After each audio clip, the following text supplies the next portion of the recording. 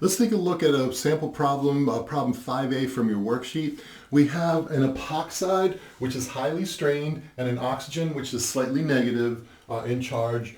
We do have an alkene over here, but most importantly, we have a positively charged hydrogen. Remember, negatives attack, positives get attacked. This is a full positive. It's going to get attacked by the oxygen, and we're going to go ahead and protonate the epoxide. And now the oxygen is positively charged. It wants to recoup a pair of electrons, and the epoxide is highly strained. So what's going to happen over here is this is going to go ahead and pull those electrons from that bond right there to form a carbocation. Now, carbocation is not particularly favorable. However, neither is the highly strained epoxide. So now this carbon right here is a carbocation.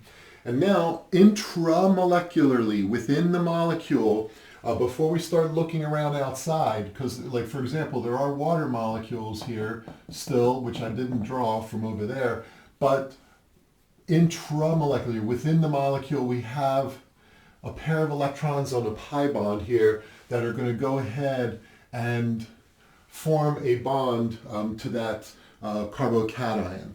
Now we're going to go ahead and have 1, 2, 3, 4, 5. Now we're going to form a 5-membered ring. I'll number these 1, 2, 3, 4, and then 5. So now here's our 5-membered ring. 1, 2, 3, 4, 5. Carbon 1 attaches to carbon 5, carbon 1 to 5. Carbon 2 has this other methyl group down here.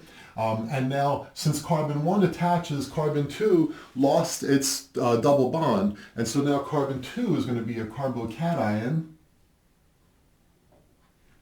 Carbon 5 then has this carbon and an OH. So carbon 5 has that carbon and an OH.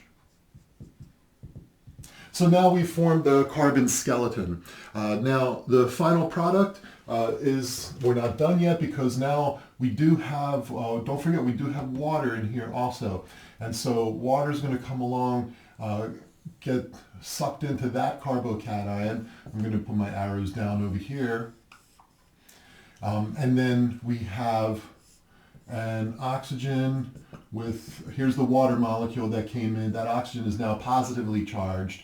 1, 2, 3, 4, 5, carbon 5 has the OH group up over here.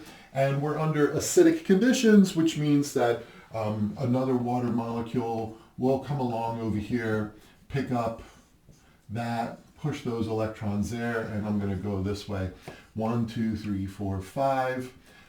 Now we have a regular alcohol over here. We have the alcohol up over here, and we've regenerated acid, H3O plus. And whenever you see H plus, it's really H3O plus. So this is the mechanism for that problem.